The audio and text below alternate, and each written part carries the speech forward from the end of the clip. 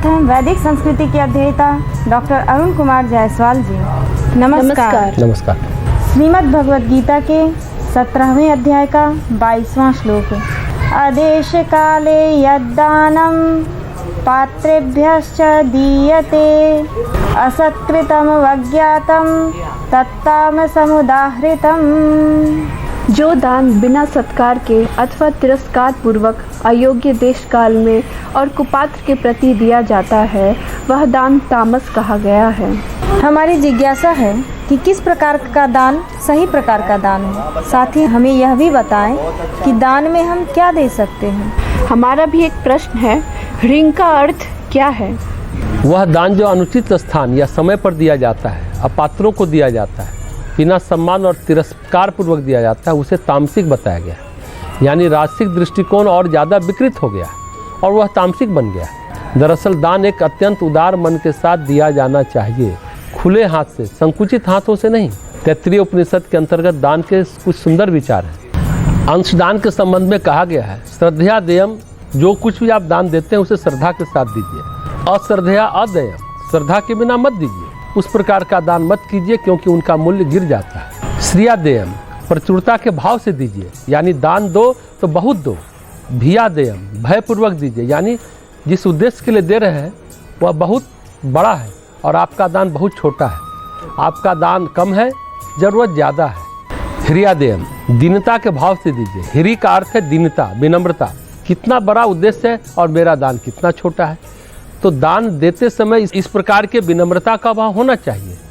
और संविदा देयम, यानी ज्ञान पूर्वक दीजिए। जिस उद्देश्य के लिए दान दिया जा रहा है उसका ज्ञान हमें होना चाहिए और उस उद्देश्य से हम सहमत हैं।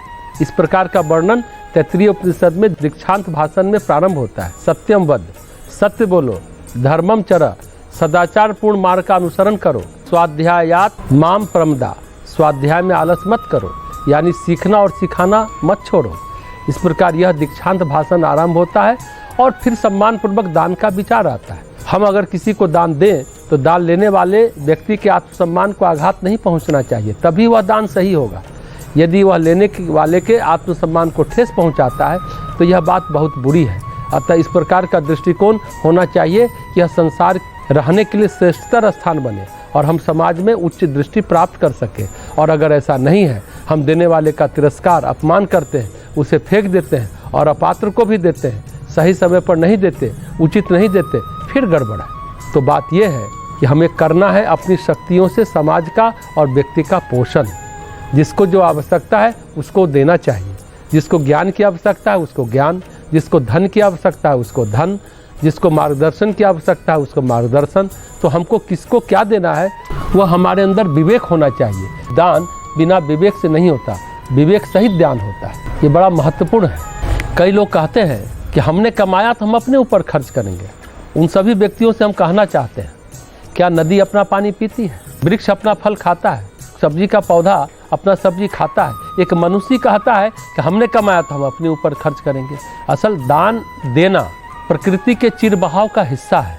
प्रकृति हमेशा देती रहती है और प्रकृति के साथ अगर हमारा साहचर्य है, प्रकृति का अंग हम अपने को मानते हैं, तो देना प्रकृति के कार्य को आगे बढ़ाना है।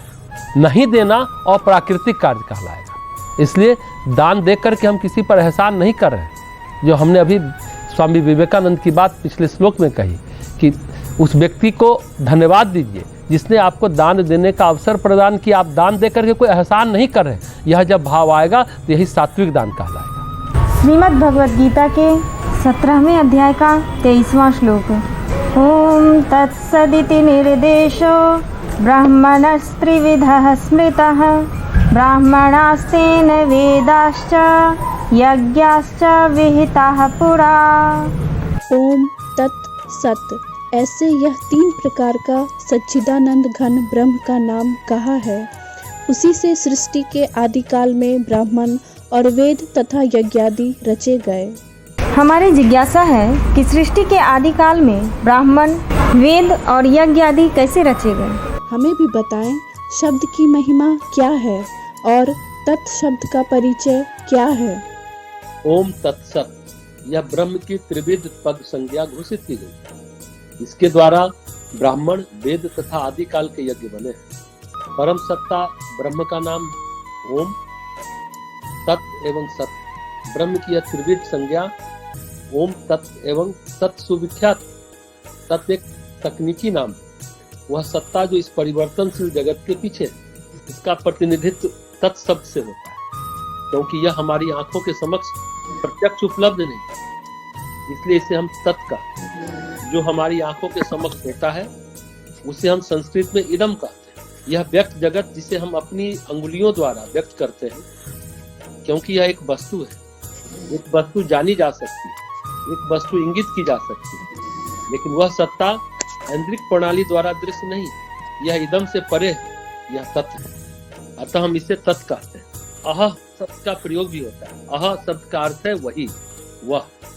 यह ऐन्द्रिक तत्व के सत्यापन से परे है, उसे अह कहते हैं। अतः दो शब्द हैं, इदम और अह।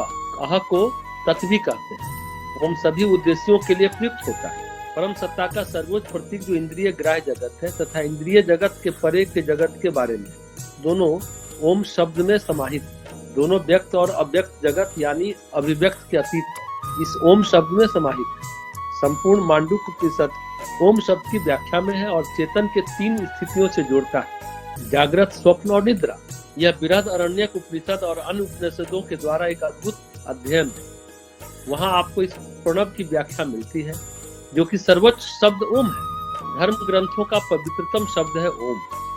दिव्य के इस प्रतीक को बौद्ध, जैन, हिंदू अत्यधिक सम्मान देते हैं। यह प्रतीक ओम भारत के बाहर भी चला गया। ओम तत्सत ब्रह्म का नाम है। यह अव्यक्तिगत है, लेकिन यह व्यक्तिगत भी हो सकता है। यह हमने परम दिव्य व्यक्ति पुरुषोत्तम में देखा तथा जिसको गीता के 15वें अध्याय में विचारा गया। अतः ब्रह्म निर्गुण तथा सगुण दोनों की एकता है। यह सब ओम तत्सत में सम्मिलित है। वैदिक परंपरा में यह बहुत महत्वपूर्ण है। ब्राह्मण स्त्री विधा स्मृता, यह सर्वविदित है। ब्रह्म का यह विविध वर्णन है।